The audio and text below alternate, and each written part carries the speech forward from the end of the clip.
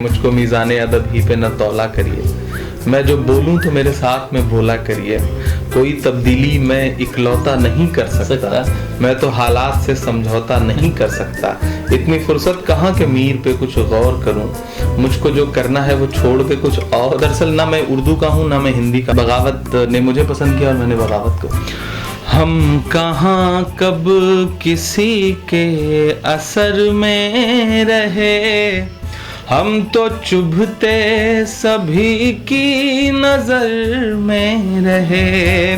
दरअसल ये वो लोग हैं जो जिन्हें अपने बच्चों की तरक्की से जलन होती है। जी, बहुत सारे लोग हैं जो कह रहे हैं कि आप पार्लियामेंट का जो चुनाव है उसका हिस्सा बनिए। सोशल मीडिया पे अपनी भड़ास निकालने के बजाय अपने आप को पढ़ाई की तरफ लगाइए, किताबें पढ़िए, अच्छी अच्छी किताबें पढ़िए, अच्छे ख्यालात अपने जहन में लाइए। शायरी जो महबूबा से गुफ्तगू करने का नाम है, उसमें एक अलग रंग भरा जाए। मैं अगर नजीब की माँ के लिए नज्म पढ़ रहा हूँ तो नजीब के लिए जरूरत पड़ रही है प्रोटेस्ट में, तो मैं जेएनयू में खड़ा होके अब नजीब की माँ के सामने भी उस प्रोटेस्ट का हिस्सा बन रहा हूँ। आपकी उम्र है 70 साल की और आप एक 30 साल के लड़के से कंपटीशन कर रहे हैं, तो मुझे लगता है कि कहीं ना कहीं उस बुनियादी सोच में बदलाव की जरूरत है। मेरा ग्लैमर बढ़ाया, मेरा स्टारडम बढ़ाया, मेरी शोहरतें बढ़ाई, तो मुझे अच्छा लगता है। वो शायरी जो सिर्फ माइक तक महदूद थी, रिसालों तक महदूद थी, जो सिर्फ किताबों तक महदूद थी, मैं उसे जमीन पर लेकर आया। हेलो एंड खुशामदीद, मैं हूं मोहम्मद राजी और आपका हमारे प्रोग्राम सबकी बात में स्वागत है। आज हमारे साथ मौजूद हैं मशहूर शायर इमरान प्रतापगढ़ी। इमरान प्रतापगढ़ी साहब अपने बाग़ियाना तेवर की वजह से नौजवानों में काफ़ी मकबूल हैं और अपनी शायरी के ज़रिए से लोगों को ये मैसेज और जहन देते रहते हैं कि तू इनकलाब की आमद का इंतज़ार न कर, जो हो सके तो खुद इनकलाब पैदा कर। तो आइए मुल्क के सियासी हालात और शायरी के बारे में जानते हैं इमरान प्रतापगढ़ी से। सर, सबसे पहले आपका बहुत बहुत स्वागत है। शुक्रिया, हमें भी अच्छा लग रहा है। बहुत तारीफें सुन रखी हैं आप लोगों की। जी, बहुत अच्छा टीम वर्क है आपका, तो आज मुझे भी अच्छा लग रहा है आपके बीच। जी, शुक्रिया सर। सर, सबसे पहला मेरा सवाल है कि आपकी शायरी को लेकर के है कि जो आपकी शायरी है उसमें बाग़ियाना तेवर का एलिमेंट बहुत ज़्यादा है, जबकि आमतौर से जो शायरी जो ट्रेडिशनल चली आ रही है उसमें इश्क व मोहब्बत के अनासिर होते हैं, रोमांटिक पहलू होता है, मगर आपका जो एलिमेंट है उससे बिल्कुल अलग है। इसकी सर क्या खास वजह है? मैं अगर थोड़ा सा माजी में जाऊं तो मैं ये महसूस करता हूं कि जिस वक्त मैं बड़ा हो रहा था, जी, जिस वक्त मतलब मेरी नई उम्र का एक नया पहलू निकल रहा था, वो दौर जो है वह हिंदुस्तान में जी खासतौर से हमारी नस्लों के लिए बहुत अलग था, बहुत परेशानी भरा था, बहुत जुल्म वाला था और है भी जी, अभी बदला नहीं है बहुत कुछ। जी। तो मेरी परवरिश ही ऐसे माहौल में हुई कि जब मेरे आसपास दर्द थे, आंसू थे, जी, माओं की चीखें थीं, तो मुझे लगा कि शायरी जो महबूबा से गुफ्तगू करने का नाम है, उसमें एक अलग रंग भरा जाए और लीक छोड़ के चलने का नाम ही शायरी है। तो मैंने लीक छोड़ी, लीक से हट के जो बना बनाया रास्ता था, बुजुर्गों के जो कदमों के निशान थे उससे अलग हट के मैंने सोचा एक नया निशान बनाते हैं। जी। तो बस बगावत ने मुझे पसंद किया और मैंने बगावत को। जी सर, ये भी कहा जाता है कि उर्दू वाले आपको उर्दू का नहीं मानते, हिंदी वाले आपको हिंदी का नहीं मानते, लेकिन जिन्हें उर्दू का माना जाता है या जिन्हें हिंदी वाले अपना मानते हैं उनसे भी ज्यादा आप फेमस हुए। अब दरअसल मैं हूँ भी बहुत डिफरेंट जी। मेरी पढ़ाई जो है पूरी तरह से वह हिंदी लिटरेचर से है। मैंने हिंदी लिटरेचर से पोस्ट ग्रेजुएशन किया जी। उर्दू एकेडमिक तौर पे मैंने पढ़ी भी नहीं, तो उर्दू वाले मुझे अगर कबूल नहीं करते तो मेरी कोई शिकायत भी नहीं है उनसे। हिंदी वाले मुझे अपना नहीं मानते तो मुझे उसकी भी कोई शिकायत नहीं है। दरअसल ना मैं उर्दू का हूँ ना मैं हिंदी का हूँ, मैं हिंदुस्तानी जबान का शायर हूँ, मैं आम बोलचाल की भाषा का शायर, मैं हिंदुस्तान के उस नई नस्ल का शायर हूँ जो बिल्कुल थोड़ी अंग्रेजी, थोड़ी हिंदी, थोड़ी उर्दू मिला करके एक नई जबान जिसे हिंदुस्तानी जबान कहते हैं, तो आप ये सबकी समझ में आती है। मैं सिंप्लीफाई आपने किया है तमाम चीजों को। बस मैंने अपने आसपास, अपने घर में, अपने माहौल में जो जबान बोली जा रही थी, जिसे सुन करके मैं बड़ा हुआ था, मैंने उसी को अपनी शायरी का हिस्सा बनाया। तो लोगों को आसानी भी होती है मुझे समझने में और शायद मेरी मकबूलियत की वजह भी है कि मेरी शायरी लोगों को समझ में आती। ये भी कहा जाता है कि आप मुशायरों को कमर्शियलाइज करने में आपका हाथ है। इसमें कोई गुनाह नहीं है मुझे लगता है। मैंने तो जो पूरी मुशायरे की जो पूरी इंडस्ट्री है जो बड़ी बिखरी हुई सी थी जी।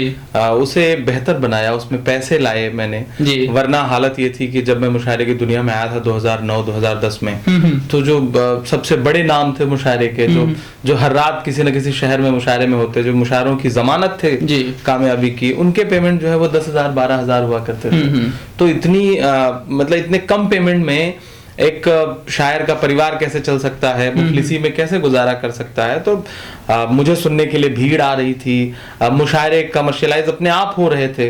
तो आपने अपग्रेड कर दिया इस चीज को। अब थोड़ा सा क्रेडिट शायद मुझे इसका जाता है, लेकिन बड़े देते नहीं, उन्हें देना चाहिए। जी जी जी। कुछ लोग तो कहते हैं कि नहीं नहीं, ये तो इमरान साहब जहाँ आएंगे हम नहीं जाएंगे, इस टाइप का भी कुछ मैंने सुना है। दरअसल ये वो लोग हैं जो जिन्हें अपने बच्चों की तरक्की से जलन होती है जी। अगर उनका बेटा तरक्की करे और वो बेटे के साथ ही एक घर में रहने को तैयार ना हो, तो कहीं ना कहीं कमी उनकी है। बेटा तो बिल्कुल आपके कदमों में बैठने को तैयार है, बेटा आपको सर झुका के सलाम कर रहा है मोहब्बत से, लेकिन आप हैं कि उससे मुकाबले में पड़े हुए हैं। आप उसके सर पे हाथ रख के कहिए कि बेटे की कामयाबी देख के, इमरान के लिए बजती हुई तालियों का शोर देख के खुशी होती है जी। तो मेरे जो फैन हैं वो भी आपको सर आंखों में बिठाएंगे। लेकिन आप तो, आपकी उम्र है 70 साल की और आप एक 30 साल के लड़के से कंपटीशन कर रहे हैं। तो मुझे लगता है कि कहीं ना कहीं उस बुनियादी सोच में बदलाव की जरूरत है। जहां आपको लगता है कि 40 साल हो गए, अब भी आप ही की बादशाहत रहेगी, ये पीढ़ियों के ट्रांसफर होने का मसला है।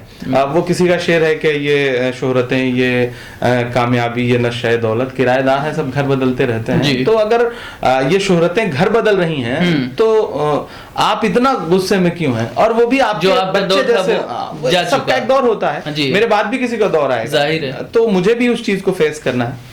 तो मुझे नहीं लगता कि उन्हें इतनी शिकायत होनी चाहिए, लेकिन उन्हें है और मैं देख रहा हूँ, मैं महसूस कर रहा हूँ, लेकिन मैं खुश हूँ, मुझे कोई दिक्कत नहीं, ठीक है। उन्होंने मेरे साथ मुशायरे पढ़ने से मना किया तो अवाम ने मेरे अकेले के मुशायरे शुरू कर दिए। मैं अकेले जा रहा हूँ, अकेले मुशायरे पढ़ रहा हूँ, 4-4 घंटा परफॉर्म कर रहा हूँ, 3.5 घंटा परफॉर्म कर रहा हूँ। तो कंसर्ट टाइप का हो गया है, आपने एक नया ट्रेंड शुरू किया। मेरे लिए तो उन्होंने अच्छा ही किया, उन्होंने मना करके, उन्होंने इनकार करके मेरा ग्लैमर बढ़ाया, मेरा स्टारडम बढ़ाया, मेरी शोहरतें बढ़ाई, तो मुझे अच्छा लगता है, ठीक है। और उसी स्टारडम और उसी शोहरत की बदौलत आप 2019 में शायद लोकसभा के इलेक्शन का कुछ इस तरह का है। राहुल गांधी साहब से भी आपकी मुलाकात हुई, गुलाम नबी आजाद साहब से भी आपकी कुर्बतें हैं, सुना जा रहा है कि कांग्रेस के काफी करीबी हैं और कांग्रेस से आपको नहीं, मैं जी आपका सुना जाना और आपके सूत्र जो हैं वो अपनी जगह ठीक हैं जी। मैं कंफर्म कर रहा हूं सर, इसीलिए तो दरअसल मसला ये है कि मैं ये मानता हूं कि शायरी का मतलब सिर्फ ये नहीं कि आप मुशायरे में 20,000 की भीड़ के सामने खड़े होकर शेर पढ़ें, तरन्नुम में शेर पढ़ें और लोग झूम के तालियां बजाएं और सुबह चले जाएं।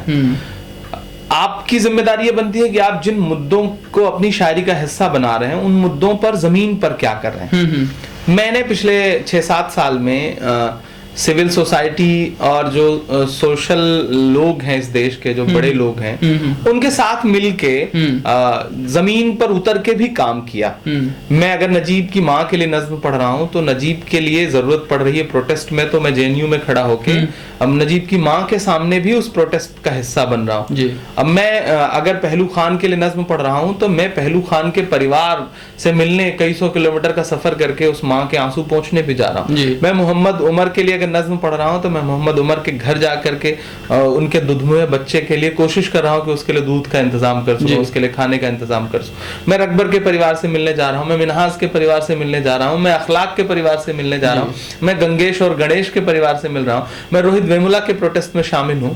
तो वो शायरी जो सिर्फ माइक तक महदूद थी, रिसालों तक महदूद थी, जो सिर्फ किताबों तक महदूद थी, मैं उसे जमीन पर लेकर आया। और जमीन पर लेके आने के बाद मुझे लगा कि नहीं यार, यहाँ तो जिम्मेदारियां आपकी और भी बड़ी हैं। आपके पास अगर शोहरत है, आपके पास आपकी बात सुनने वाले लोग हैं, आपके पीछे आपके चाहने वाले खड़े हैं, तो इसे एक प्रेशर ग्रुप में क्रिएट करिए जी। इसे सिर्फ वाह वाह तक महदूद न रखिए। इस आह को, इस वाह को एकजुट करिए और आह में तब्दील करिए, और इसे आह में तब्दील करिए और ले आइए पॉलिटिकल लोगों तक। देखिए, इस देश में ज्यादातर मसाइल ऐसे हैं जिनका हल तो सियासी गलियारों से ही निकल रहा है। तो अगर राहुल गांधी के करीब बैठ के या अरविंद केजरीवाल के करीब बैठ के या फिर गुलाम नबी आजाद या अखिलेश जी के करीब बैठ के आप उन तक असली मुद्दे पहुंचा पा रहे हैं, जो सच्चाई है वो बता पा रहे हैं, तो मुझे लगता है कि आप ये भी एक बड़ा जिम्मेदारी भरा काम कर रहे हैं। इसे सिर्फ सियासत ना समझी जाए। मुझे अब चूंकि देश के अलग अलग हिस्सों में लोग मेरे चाहने वाले हैं, तो मुझसे कनेक्ट है, सोशल मीडिया ने आसान कर दिया है चीजों को, तो वो अपनी प्रॉब्लम्स मुझे बताते हैं। जमशेदपुर में कहीं कोई झगड़ा हो रहा है, फसाद हो रहा है, तो लोगों के फोन वहां के विधायक और वहां के एमपी से पहले शायद मेरे पास आ रहे हैं कि भाई ऐसा हो गया, आप इस मुद्दे को उठाओ। तो मुझे लगता है कि मैं इन लम्हों में एक कॉल जो है किसी जिम्मेदार सियासी इंसान को करूं और उनसे कहूं कि भाई ऐसा हो रहा है, आप देखिए। तो मैं बहुत मुतमईन हूं कि मैं बुनियादी और जरूरी काम कर पा रहा हूं। उसे सियासत समझने वाले सियासत समझें, खिदमत समझने वाले खिदमत समझें। और ज्यादा आगे बढ़कर आप 2019 के इलेक्शन में उतरने का कुछ इरादा है? अब चुनाव, बहुत सारे लोग हैं जो कह रहे हैं कि आप पार्लियामेंट का जो चुनाव है उसका हिस्सा बनिए। बहुत सारे लोग में कौन है? बहुत सारे चाहने वाले हैं, मेरे चाहने वाले हैं मेरे चाहने वाले हैं, सियासी लोग भी हैं जो चाहते हैं कि वो इन शोहरतों को एक सही जगह ट्रांसफर कर सकें। मैं जो सड़कों पर आवाज उठाई जा रही है वो पार्लियामेंट में बुलंद की जा सके, ऐसा लोग कहते हैं। ताकत मिलती है इन चीजों से, और पार्लियामेंट पहुंचने वाले लोग जो है वो अलग मिट्टी के तो बने नहीं होते, हमारे आप जैसे ही होते हैं। तो कम से कम हम आप जमीन पर कुछ काम तो कर रहे हैं। यहाँ तो सियासी लोगों ने सिर्फ तकरीरें करी, जमीन पे काम नहीं किया। जमीन पे काम किया होता तो एक शायर के पीछे शायद इतनी भीड़ न खड़ी होती। आज लोग अपनी प्रॉब्लम्स लेकर के या अपनी प्रॉब्लम बताने के लिए एक शायर का फोन ना खटखटाते। तो मुझे लगता है कि परेशानियां हैं, लोगों ने मायूस किया है, सियासी रहनुमाओं ने मायूस किया है। ऐसे में लोग आपसे उम्मीद रखते हैं।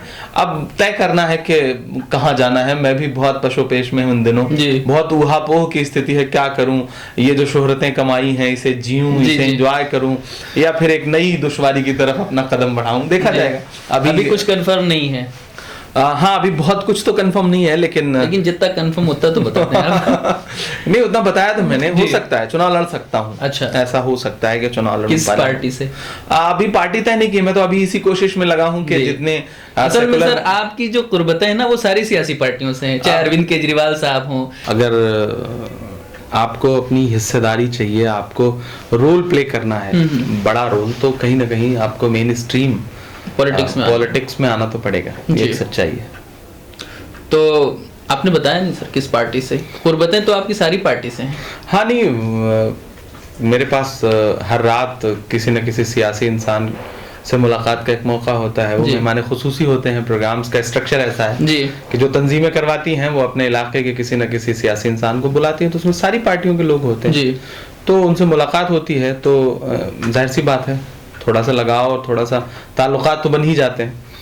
तो हैं, सबसे जुड़ाव है। देखा जाएगा किससे लड़ता हूँ। लेकिन मैं जहां तक समझ रहा हूँ, क्योंकि आप जो है एक हिंदुस्तान गिर सियासत का हिस्सा हैं, मतलब अगर आपकी शायरी को लेकर बात की जाए, आप एक स्टेट को नहीं रिप्रेजेंट करते, आप पूरे हिंदुस्तान के मसाइल को रिप्रेजेंट करते हैं, माइनॉरिटीज के मसाइल को रिप्रेजेंट करते हैं, नफरत की जो सियासत है उसके खिलाफ आप बोलते हैं। तो अगर मुल्क गिर सतह पर अगर कोई सियासी पार्टी है तो या तो बीजेपी है या तो कांग्रेस है। एक कम्युनल सियासत करती है, एक सेकुलर सियासत करती है।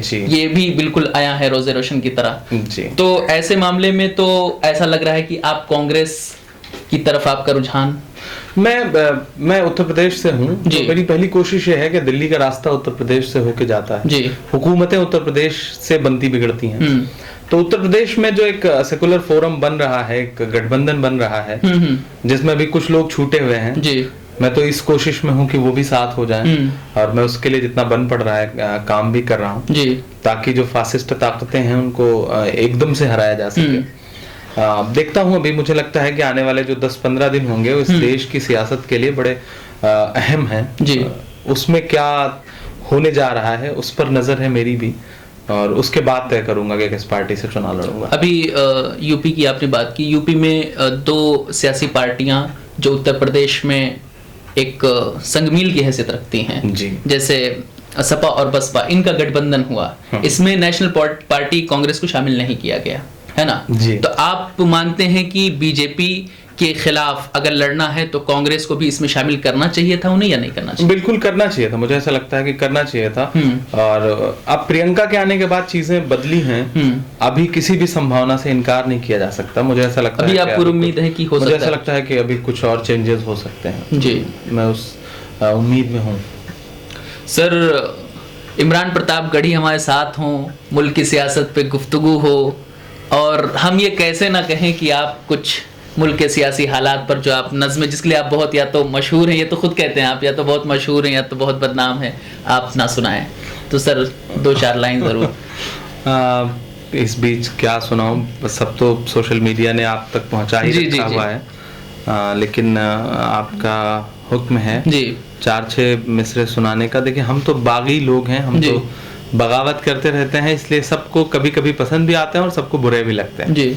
मैं तो मुल्क से बस इतना कहना चाहता हूं कि हम कहाँ कब किसी के असर में रहे, हम तो चुभते सभी की नजर में रहे।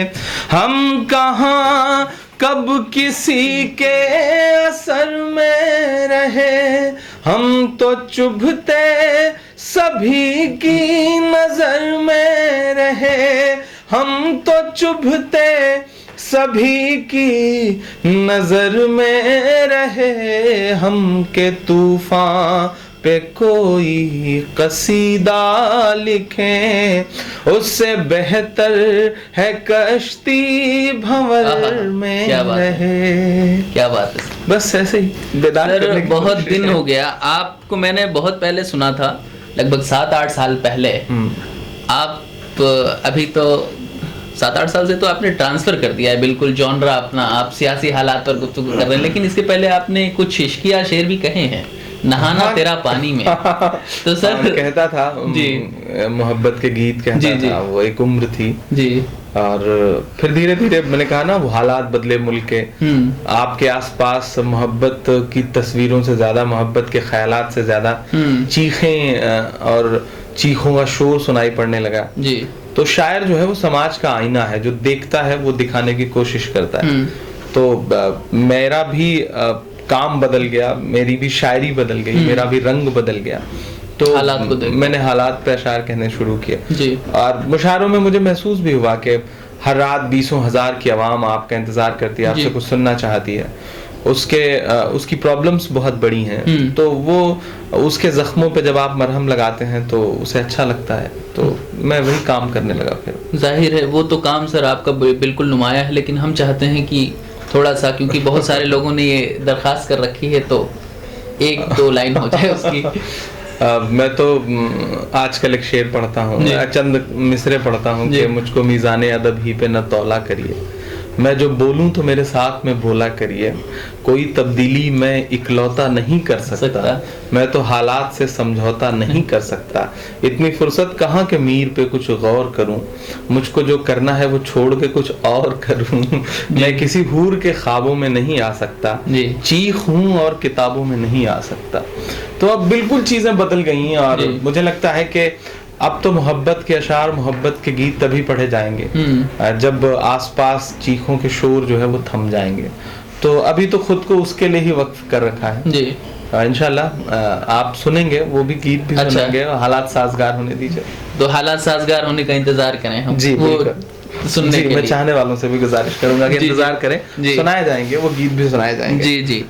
सर, चूंकि मुल्क का जो यंगस्टर्स है जी और नौजवान तबका है, वो आपका बहुत ज़्यादा फ़ैन है, फ़ैन फॉलोइंग जो आपकी है उसमें यंगस्टर्स बहुत ज़्यादा हैं, 80 to 90% कह लीजिए। हाँ, बड़ी खुश तो जी, और जाहिर है समाज बदलने में यंगस्टर्स का रोल, इससे कोई इनकार नहीं कर सकता। तो सर उनके लिए आप कोई मैसेज दें? नहीं, उनके लिए मेरी बहुत सारी मोहब्बतें, बहुत सारा प्यार, और उनसे गुजारिश के आने वाले हिंदुस्तान का मुस्तकबिल आपको तय करना है। वो किसी भी मजहब के हों, हिंदू, मुसलमान, सिख, ईसाई। अब मैं बिल्कुल नई नस्ल से मुखातिब हूँ। ये सियासी लोगों के हथकंडों से, इनके प्रोपेगंडे से उबरिए और अपना जहन जो है वो पढ़ाई की तरफ लगाइए। और अपनी नस्ल के लोगों से तो खास तौर से गुजारिश कर रहा हूँ कि पढ़िए, बिना पढ़े कुछ नहीं हो सकता। आप सिस्टम का हिस्सा बनिए। दुनिया के किसी भी मुल्क का सिस्टम परफेक्ट नहीं होता, कमियां सब में होती हैं, हम में भी हैं, हमारे मुल्क के सिस्टम में भी कमियां हैं, लेकिन उसे बेहतर बनाने के लिए जरूरी है कि आप हर विभाग में, गवर्नमेंट हो, प्राइवेट सेक्टर हो, हर जगह घुसिए, जाइए, वहां रह करके चीजों को बदलिए। सोशल मीडिया पे अपनी भड़ास निकालने के बजाय अपने आप को पढ़ाई की तरफ लगाइए, किताबें पढ़िए, अच्छी अच्छी किताबें पढ़िए, अच्छे ख्यालात अपने जहन में लाइए और चीजें कैसे बदल सकती हैं जी। आप पूरे मुल्क को बदलने के बजाय, आप पूरे मुल्क पर टिप्पणी करने के बजाय अपने आसपास जहां रह रहे हैं वहां 2 4 10 घरों को टारगेट करिए कि मुझे यहाँ काम करना है, मुझे यहाँ को बदलना है, अपने समाज को बदलना है। तो इंशाल्लाह मुझे लगता है कि हालात बेहतर हो सकेंगे। एक लड़ाई मैं भी लड़ रहा हूँ, एक लड़ाई आप सब भी लड़ें, तो मुझे लगता है कि हम सब मिलकर कुछ बेहतर कर पाएंगे जरूर आने वाले हिंदुस्तान के लिए। सर, अभी आपने एजुकेशन की बात की, एजुकेशन सिस्टम की बात की, और मैंने सुना है कि आप अपने यहाँ पर प्रतापगढ़ में कुछ एजुकेशन के लेवल पर काम कर रहे हैं। ज्यादातर उसका प्रमोशन नहीं हो पाया है। मैं चाहता हूं उसके बारे में आप 2 काम मैं खास तौर से कर रहा हूँ। पहला तो ये कि मैंने ये महसूस किया कि हमारी अपनी कौम पढ़ाई में बहुत पीछे है, और उसकी एक बड़ी वजह है कि हमसे पहले की जो नस्ल रही है, जनरेशन रही है, उसकी प्रॉब्लम्स अपनी बहुत थी, तो वो उसने अपने आप को एस्टेब्लिश करने में बच्चों की तालीम पे बहुत फोकस नहीं किया जी। खुद मुझे इंटर करने के बाद पता चला कि मुझे जिंदगी में करना क्या है जी। तो हमारी नस्लों का एक बहुत बड़ा तबका ऐसा जिसे पता ही नहीं कि उसे करना क्या है जी। उसे लगता है हमें हाई स्कूल पास कर लेना है, हमें इंटर कर लेना है, हमें बीए कर लेना है, उसे पता ही नहीं कि उसे करना क्या है। उसमें जज्बा बहुत है, उसमें टैलेंट बहुत है, सारा कुछ है, जुनून है। तो मैं मुशायरे के प्लेटफॉर्म का एक बहुत अच्छा इस्तेमाल ये कर रहा हूँ कि मैं जब 15-20 मिनट पढ़ लेता हूँ और पब्लिक मेरे हाथ में आ जाती है, तो मैं उससे गुफ्तगू करता हूँ तालीम पर। मैं उससे कहता हूँ पढ़ो, सिविल सर्विसेज का हिस्सा बनो, ये करो, वो करो, ऐसे करो, और अगर कोई परेशानी होती है तो एक बेदारी जिसको आप कह सकते हैं कि आप लोगों से बातचीत कर रहे हैं। मैं उन बच्चों से कहता हूँ कि मुझे लगता है कि मुझे सुबह शाम, मतलब मैं डेली सोशल मीडिया, आप मेरे इनबॉक्स उठा के देखें तो मुझे सैकड़ों मैसेजेस ऐसे रहते हैं कि अब हमने ये कर लिया, हम क्या करें, हम सिविल सर्विसेज ट्राई करना चाहते हैं। बच्चों के अंदर एक भरम बना हुआ है सिविल सर्विस, हम तो IAS हो ही नहीं सकते, हम तो IPS हो ही नहीं सकते। आप पिछले 3-4 साल का रेशियो उठा के देखिए, हमारी तादाद बढ़ी है सिविल सर्विसेज में। तो ये थोड़ा सा मुझे लगता है कि हम लोगों ने जो बेदारी की कोशिश शुरू की है उसका एक असर है, अच्छा असर है, खुश हूं इससे। दूसरा काम ये कर रहा हूं कि मैं अपने यहाँ एक बड़ा प्रोजेक्ट है मेरे जहन में कि मैं कॉलेज, पहले तो बहुत छोटा प्लान था, बहुत छोटे हाथ थे मेरे, तो मैं इंटर कॉलेज तक ही मैंने खुद को महदूद कर रखा था। जमीन थी नहीं, जमीन खरीदनी थी, तो इंटर कॉलेज खरीदते खरीदते फिर उसमें और सारे कई प्रोजेक्ट शामिल हुए कि यहाँ पे लॉ कॉलेज भी बनाऊंगा, लड़कियों के लिए एक अलग से स्कूल बनाऊंगा, सिविल सर्विसेज के लिए एक एकेडमी बनाने का प्लान है। तो जमीन मुकम्मल तौर पे अल्हम्दुलिल्लाह हमने खरीद ली है। जमीन खरीदने में ही 4-5 साल गुजर गए, जैसे कमाते गए वैसे खरीदते रहे। तो वो अपनी कमाई से खरीदना था, कोई ऐसा बैकअप भी नहीं था कि बहुत बड़े बाप की औलाद हों और एक झटके में सब हो गई चीजें। आप तो गांव की सिचुएशन समझते हैं। अभी तो हालात बढ़िया हैं सर। अब बढ़िया हो गए, हालात थोड़े से बढ़िया हो गए। तो अब कॉलेज सारा कुछ तैयार है, मतलब बस स्ट्रक्चर खड़ा होना है और वो खड़ा हो जाएगा। अभी कुछ प्रायोरिटीज थोड़ी सी बदली हैं क्योंकि 1-2 काम सामने ज्यादा बड़े हैं जी। तो इंशाल्लाह 2020 का टारगेट है मेरा कि 2020 में हम अपना स्कूल स्टार्ट कर सकेंगे जी। और जब स्टार्ट कर लेंगे तो पूरी दुनिया देखेगी। तो अभी उस पर रोज बताता नहीं हूँ कि हाँ ये कर रहा हूँ, ये कर रहा हूँ। उस पे लोग तंज भी करते हैं, दुनिया अपने ही लोग तंज करते हैं। उनका जवाब इसलिए नहीं देता हूँ कि ठीक है सीधे काम करके दिखाया जाएगा, बोल के क्या बताया जाए। तो 2020 का इंशाल्लाह टारगेट है मेरा कि मैं अपना स्कूल स्टार्ट कर सकूंगा। और दुआ करिए कि आगे चल के बेसिक एजुकेशन में बड़ा काम कर सकूं, क्योंकि जरूरत उसकी। हमारे पास यूनिवर्सिटियां हैं जी, लेकिन हमारे पास बेसिक लेवल पे बेसिक स्कूल नहीं है, उस पे काम करना। तो जब बेसिक लेवल से लोग उठेंगे तभी तो यूनिवर्सिटी तक पहुंचेंगे। इंशाल्लाह काम किया जाएगा उसमें। तो बहुत बहुत शुक्रिया, अच्छा लगा आपसे बात करके। HFT की पूरी जो क्रिएटिव टीम है उसे बहुत मुबारकबाद, बहुत अच्छा काम कर रहे हैं। और आप सबसे भी गुजारिश है कि इनका काम देखिए और इन्हें लाइक करिए, इन्हें शेयर करिए, सब्सक्राइब करिए और इनका सपोर्ट करिए। बहुत खूबसूरत टीम है ये और इनसे आगे चल के बहुत उम्मीदें हैं कि अच्छा काम करेंगे।